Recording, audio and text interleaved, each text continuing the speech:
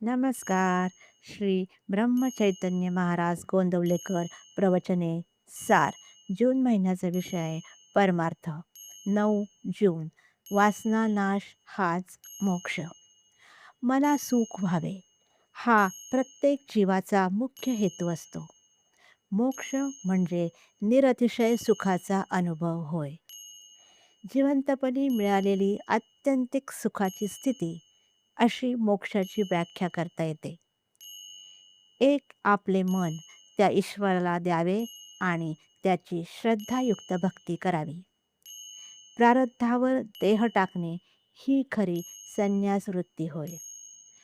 हवे पण संपले नाही तोपर्यंत समाधान नाही. हव्यास मरेपर्यंत सुटतच नाही हे सर्व रोगाचे मूळ आहे.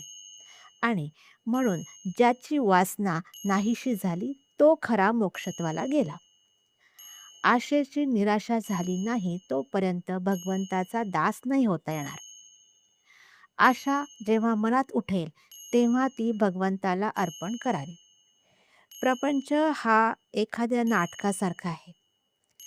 प्रपंचामध्ये कुणी श्रीमंत असला काय आणि कुणी गरीब असला काय याला महत्त्व नसून त्याने भगवंताचे अनुसंधान किती ठेवले याला खरे महत्त्व आहे. आपण पैसा साठवला तर काही गैर नाही, पण त्याचा आधार न वाटावा. पैसा अनुसंधानाच्या आड येऊ नये. विषयावर जोपर्यंत तुमचे सुख अवलंबून आहे तोपर्यंत भक्तीचे खरे सुख मिळत नाही. एक भगवंतच मनापासून हवा असे वाटले म्हणजे तो प्राप्त होतो. आजच्या आपल्या प्रपंचात आपल्याला मिळालेल्या स्थितीत आपल्याला काय करता येणे शक्य आहे हे प्रथम पाहावे. परमार्थ समजून जो त्याचे आचरण करील त्याला तो लवकर साधेल. त्या माणसाला प्रपंच सोडून जाण्याचे कारण उरणार नाही.